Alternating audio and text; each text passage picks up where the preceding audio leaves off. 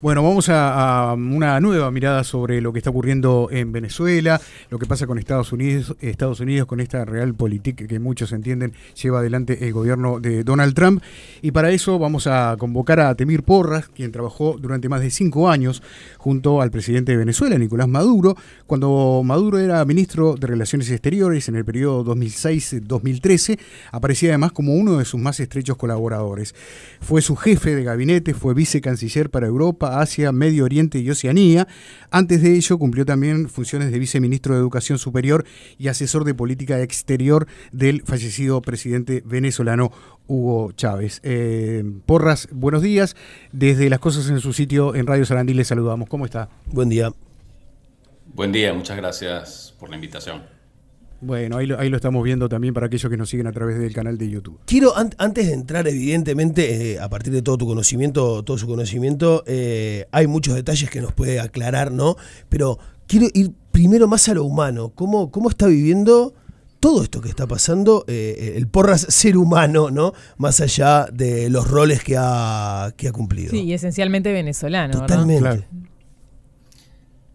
Bueno, en primer lugar, como venezolano, evidentemente el bombardeo de mi país, de la ciudad capital, el hecho que hayan caído bombas a escasos metros de lugares donde vive gente que conozco, que se haya bombardeado el Centro de Estudios Matemáticos del Centro Nacional de Investigaciones Científicas de Venezuela, que haya más de 100 muertos. Se habla de un ataque quirúrgico, pero ha habido 100 muertos o más entre personal civil y militar. Para mí es un shock, es un trauma. Por más que se hable de violencia en Venezuela, nosotros no hemos conocido la guerra abierta desde los tiempos de nuestra independencia. Esto es un momento gravísimo, difícil para los venezolanos. Y al mismo tiempo, bueno, evidentemente es una acción violatoria del derecho internacional, pero eso ya se ha dicho mucho. No creo que los Estados Unidos hagan caso de este argumento, pero lo es. Una violación del derecho internacional, atacar un país, secuestrar al presidente, independientemente de lo que se piense de él. Y de hecho, secuestrar a cualquier persona, no tiene por qué necesariamente ser el presidente de la República. Uno no puede simplemente con una orden de un juez de un país extender la jurisdicción al resto del planeta y penetrar y secuestrar supuestos, digamos, procesados, sobre todo teniendo en cuenta que el principio bajo el cual debe regirse un juicio es que la persona se considere inocente hasta que se pruebe lo contrario. Entonces, ¿qué es lo que podría justificar que se invada un país para buscar a alguien que está supuestamente procesado por una causa en otro? En fin, todo eso me deja con un sentimiento, por supuesto, de mucha indignación y al mismo tiempo con la preocupación de que esta política pueda extenderse en el tiempo, no solo en Venezuela, sino al resto de la región. Ya ustedes han visto las amenazas que se han proferido contra otros países y obviamente tras ese shock, mi deseo es evidentemente que se preserve la paz y la estabilidad en Venezuela y que a pesar de las terribles circunstancias en las cuales el país se encuentra, las decisiones que se tomen ante todo en el interés de preservar la paz y la estabilidad y de evitar que un nuevo ataque, que en teoría podría ser posible por razones de volatilidad de la administración estadounidense, se evite a todo precio. Por otra parte, muchos venezolanos en todo el mundo, ¿no? Muchos de los que han tenido que emigrar celebraron este cambio, o sea, porque la intervención trae la esperanza de un cambio, del final del régimen, de la posibilidad incluso de imaginar volver a la tierra venezolana para aquellos que tuvieron que irse. ¿Cómo ve esa otra parte, esa otra cara del asunto? A mí no me sorprende. Venezuela es una sociedad polarizada. Digamos, las expresiones políticas, incluso irracionales, independientemente del signo que tengan, en fin, pueden ser, simplemente tomo nota de eso, no me sorprende, no me hace cambiar mi posición. Es también el hecho, demuestra que hay una pluralidad de visiones del país en Venezuela, pero creo que también es más fácil, y eso ha sido, no lo quiero personalizar con las personas que han manifestado aquí o allá, pero en general y usted lo verá incluso con las posturas de la oposición venezolana, es más fácil tener una posición radical diciendo que está bien que los Estados Unidos invadan un país cuando no se vive en él, y no se van a, digamos, seguir las consecuencias de ello. Es más fácil, evidentemente, tener esa postura viviendo fuera del país. Usted verá que dentro del país, incluso gente que se opone al gobierno ahora de Delcy Rodríguez, si les hace la pregunta, no creo que haya nadie celebrando la posibilidad de que le pueda caer una bomba encima, independientemente de los objetivos políticos que esto persiga. Y sobre todo que, una vez más, eso genera un precedente que puede, y yo quisiera simplemente recordar que Venezuela puede ser un país en el cual se hayan tomado decisiones de estabilidad hasta ahora, pero que la situación podría derivar, si acaso se tomaran decisiones irresponsables como volver a efectuar un ataque, podría derivar en violencia generalizada, cosa que no creo, de nuevo, que nadie pueda desear. Temir, y teniendo en cuenta que esos hechos, los del ataque, los de llevarse a Nicolás Maduro y a su esposa, ya se produjeron. Y estamos en esta otra etapa donde parece haber una transición allí en Venezuela. ¿Es Delcy Rodríguez la persona adecuada? ¿Es el poder militar quien sigue sosteniendo el actual régimen que está encarando la vicepresidenta? ¿Cómo lo ve usted? Y también me gustaría, si puede responder, al papel de María Corina Machado. Sí, por supuesto. Yo creo que hay varias cosas que comentar. La primera es que el gobierno de Donald Trump le dio a la opinión internacional, a la oposición venezolana, como lo quieran ver, una severa lección de realpolitik.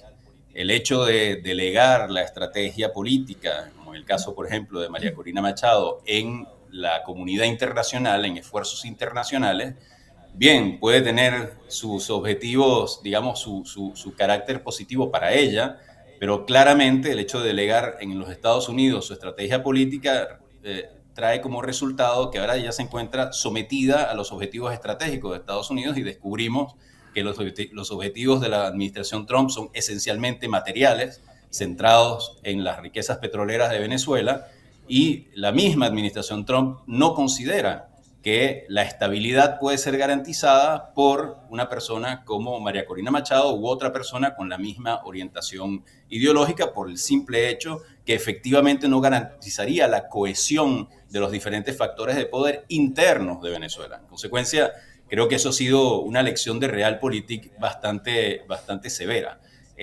Con respecto a Delcy Rodríguez, digamos, tiene al mismo tiempo una postura que conserva, y creo que en esto tanto el gobierno de Estados Unidos como las autoridades en Venezuela después del ataque mostraron cierto nivel de racionalidad y madurez, en el sentido que de alguna manera preserva el hilo constitucional. Es la Constitución la que dice que la vicepresidenta o vicepresidente debe ser presidente encargado en la ausencia del presidente de la República. Entonces y es la Corte Constitucional, la Sala Constitucional del Tribunal, la que de alguna manera le dio su visto bueno a esto. En consecuencia hay una legitimidad interna, hay un respeto, digamos, del orden constitucional, hay una preservación de las instituciones, y por otro lado hay un lado práctico. Delcy Rodríguez ha sido ministra de Finanzas, ministra de Petróleo, ha sido la jefa de gobierno en Venezuela en los últimos años, y ha mostrado un carácter pragmático en el sentido de lograr que la industria petrolera venezolana funcionara bajo sanciones, con mucha participación del sector privado internacional, porque la empresa Chevron sigue operando en Venezuela, incluso nacional. Entonces creo que ese perfil de tener una capacidad de gobierno, conocimiento de los temas económicos y petroleros, y al mismo tiempo los atributos, digamos, del poder de Estado, hace que es la persona efectivamente que llena mayormente el perfil de quien tiene que estar al frente de esta terrible y complicada situación en Caracas. Temir, quiero hacer una pausa para que los oyentes entiendan con quién estamos hablando y bueno, y de ahí entender también sus posturas. Nosotros hace un ratito comentábamos las funciones que usted tuvo de alta jerarquía, tanto en el gobierno de Chávez como en el gobierno de Maduro, sobre todo en asuntos internacionales. Perdón, pero en fue 2013, considerado, nos puede corregir él, ¿no?, la mano derecha en su momento de Nicolás Maduro. Claro, pero en 2013 se alejó. Entonces, Sí. entender también los motivos Correcto. que lo alejaron, cuáles fueron esas discrepancias que hoy lo posicionan, bueno, como en un lugar en el que puede permitirse, digamos, tener estas opiniones, pero al mismo tiempo cierta distancia. Sí, por supuesto, yo no soy funcionario venezolano desde hace más de una década, desde el año 2013. Y en su momento salí por diferencias de, como puede haber en cualquier gobierno, acerca de la orientación económica, las opciones económicas que se estaban tomando en ese momento, que era un momento de coyuntura difícil. El presidente Chávez acababa de morir, el presidente Maduro acababa de ser electo. El país estaba igual, en una situación tal vez mucho menos crítica, pero difícil, donde reformas económicas se podían implementar. Pues yo defendí una línea de orientación económica, se tomaron otras decisiones y, como es normal, pues en ese momento nuestros caminos se separaron. No obstante, una vez más, el análisis que propongo yo desde entonces, de hecho, trata siempre de ser un análisis que está desprovisto de pasiones. Una vez más, yo puedo imaginar que haya gente que tenga opiniones digamos, muy alteradas sobre la situación en Venezuela. Yo siempre he sido de la opinión que, por ejemplo, factores de oposición como María Corina Machado, independientemente, una vez más, del sentimiento que pueda haber dentro o fuera de Venezuela sobre su perfil, eran inadecuados para el momento político que está atravesando el país. En Venezuela el ejército efectivamente, como se ha dicho, juega un papel, pero eso no es nuevo. El ejército venezolano es un ejército peculiar, no voy a entrar en los detalles, pero digamos tiene una suerte de linaje que viene de las luchas de independencia, de Bolivia. Se concibe a sí mismo como una suerte de columna vertebral de la nación. La señora Machado ha pasado décadas insultando al ejército venezolano. No veo cómo, y el presidente de la República o presidenta de la República en Venezuela es el comandante en jefe de las Fuerzas Armadas, y es un comandante en jefe que tal vez en otros sistemas políticos no se entienda, pero es un comandante en jefe efectivo, no es simplemente una decisión protocolaria. En consecuencia, poner como comandante en jefe de las Fuerzas Armadas a alguien que las Fuerzas Armadas rechazarían de manera inmediata. De nuevo, este es el contexto venezolano, diferente del que puede haber en los países del sur por su historia reciente. Es un arreglo político que puede no gustar a algunos, pero que de alguna manera sería una garantía de caos y de inestabilidad en el país. O sea, usted está hablando del poder real, más allá de llegar a ocupar el sillón de Miraflores, pero también cabe la pregunta de si hay elecciones libres y María Corina Machado no pasa por arriba con un porcentaje muy alto. ¿Qué cree usted? A ver, yo no quiero parecer como que estuviera eludiendo la pregunta, pero en Venezuela siempre hay que poner un poco de contexto. Y hay varias cosas que hay que contextualizar. María Corina Machado, por ejemplo, yo no quiero, una vez más, focalizar sobre ella, no tengo absolutamente ningún tema personal, pero María Corina Machado construyó su carrera política hace ya más de 20 años a través de la deslegitimación del sistema electoral venezolano. Ella, su acto político fundacional fue la creación de una ONG llamada Súmate, cuyo único objetivo era argumentar que el sistema electoral venezolano era fraudulento, cuando la Organización de Estados Americanos, el Centro Carter, etcétera, certificaban la validez de las elecciones venezolanas. Creo que ella tiene que lidiar con ese problema, y de hecho voy a simplemente acotar el hecho que en Estados Unidos en el año 2020, cuando se cuestionó por parte del gobierno de Trump la legalidad y la limpieza de las elecciones en las cuales él perdió contra Biden, el material utilizado, los argumentos utilizados fueron exactamente, pero cuando digo exactamente no simplemente por asimilación, fueron los de María Corina Machado, porque una empresa electoral había suministrado las máquinas en Venezuela y en algunos lugares de Estados Unidos, y en consecuencia se utilizó ese mismo argumentario para tratar de deslegitimar las elecciones en Estados Unidos. Entonces, ella tiene una historia complicada con el tema de la legitimación de las elecciones. En segundo lugar, hay un tema importante que también hay que contextualizar, es que en Venezuela la oposición y el gobierno tienen dos visiones de lo que se trata de cómo una elección es libre y justa.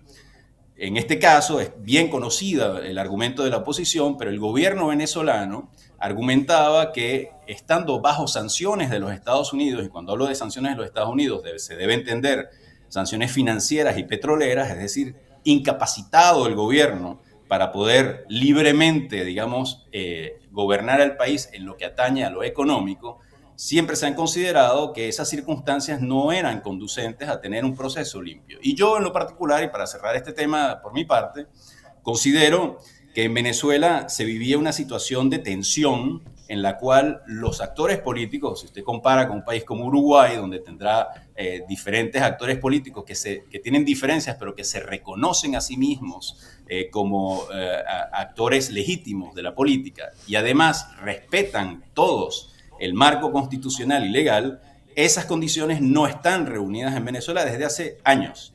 Y en consecuencia, ir a elecciones en esas condiciones no es sorprendente, evidentemente, que las elecciones no sirvan como un medio para arbitrar las diferencias, porque ninguno de los dos actores está dispuesto a perderlas. Y sobre todo el actor que está en el poder no aceptaría, en este caso, ir a elecciones y perderlas y entregar el poder de manera humillante bajo la presión de Estados Unidos. En consecuencia, creo que quienes propiciaron el hecho de que hubiera elecciones en el año 2024, antes que poner la energía en resolver los problemas de fondo que atañen a la sociedad venezolana y que harían posible eventualmente una elección que fuera respetada por todos, pues se equivocaron de camino. No quiero decir con esto, yo soy partidario de elecciones libres y justas, pero para que sean libres y justas todos tienen que aceptar el resultado electoral y tiene que haber condiciones para ello. Esas condiciones no existían en Venezuela y obviamente hoy en día menos todavía existen en un estado de conmoción y de latente guerra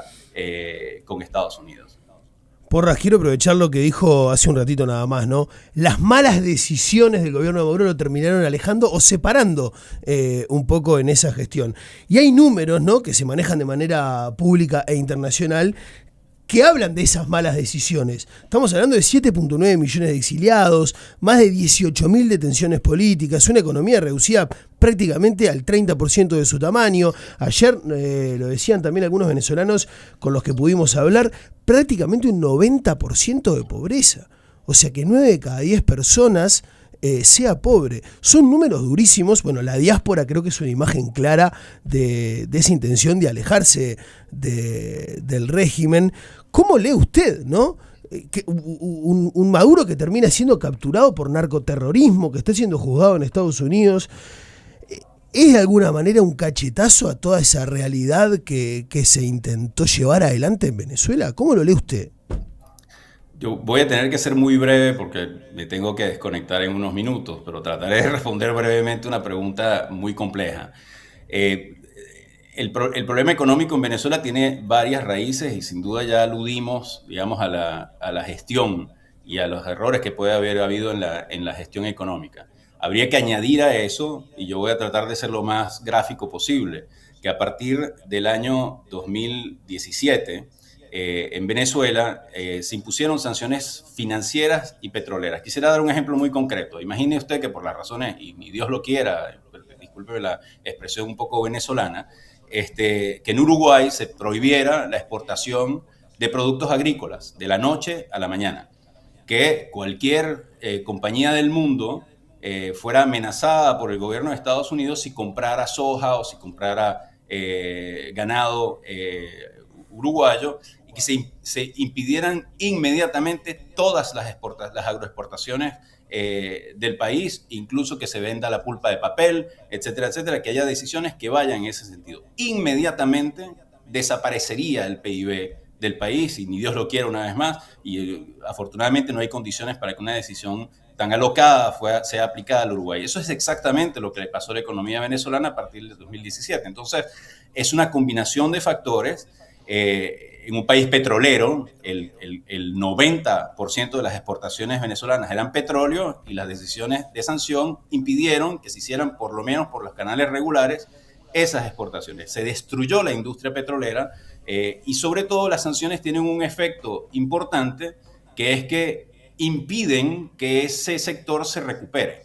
¿Por qué? Hace falta inversión a una escala que evidentemente mecanismos informales no pueden asegurar, y de nuevo es esta combinación lo que justifica que sin duda haya habido decisiones erradas, pero la destrucción de 70% del PIB venezolano evidentemente no es simplemente una cuestión de 2 o 3 gerentes que hicieron algo más, es el hecho que la principal industria haya sido atacada de esa manera y que Venezuela haya sido impedida de exportar su principal producto. Ahora, si se trata ahora de recuperar la economía venezolana, una vez más se imaginará que millones de personas no salen de un país simplemente por esa razón, y las consecuencias sociales, etcétera, de ese efecto tienen más, van más allá simplemente de decisiones erradas, por ejemplo, que pueda tomar un gobierno. Ahora se trata de nuevo de cambiar esas condiciones, y yo aspiro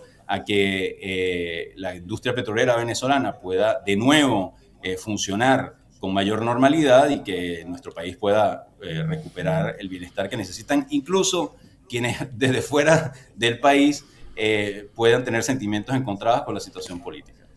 No llegamos a hablar nada del tema de derechos humanos, ¿no? Que es la otra gran advertencia que se hace a nivel internacional, exacto. Presos políticos, torturas, etcétera. Denuncias que son graves y que tienen que ver más allá de lo económico. Sí, nos falta tiempo, seguramente son 10:40. Porra nos había pedido llegar hasta esta hora, lo vamos a respetar, pero quizás lo podamos convocar en otra oportunidad para hablar específicamente del tema vinculado a los derechos humanos. Con muchísimo gusto. Y gracias. Muchas gracias. Que pase usted muy bien. Temir Porras en las cosas en su sitio. Se imaginarán los mensajes, ¿verdad? En YouTube, en WhatsApp. Tenemos que decir que es una postura distinta a la que estamos acostumbrados a escuchar, que está bueno escuchar todas las campanas, que es una persona autorizada por todo el bagaje que leímos. Insisto, de él. En su momento fue mano derecha. Fue muy importante. Se corrió se desalineó del régimen, y desde ese lugar que él dice desapasionado, que de todas maneras a nosotros nos parece bastante más cercano al régimen, pero bueno, está bueno escuchar a bastante más cercano a la voces. pasión también. Sí, bueno. No, porque además hay una cuestión, no estoy hablando de un invitado cuando deja de estar al aire, sino simplemente para contextualizar, porque no da el tiempo para todo.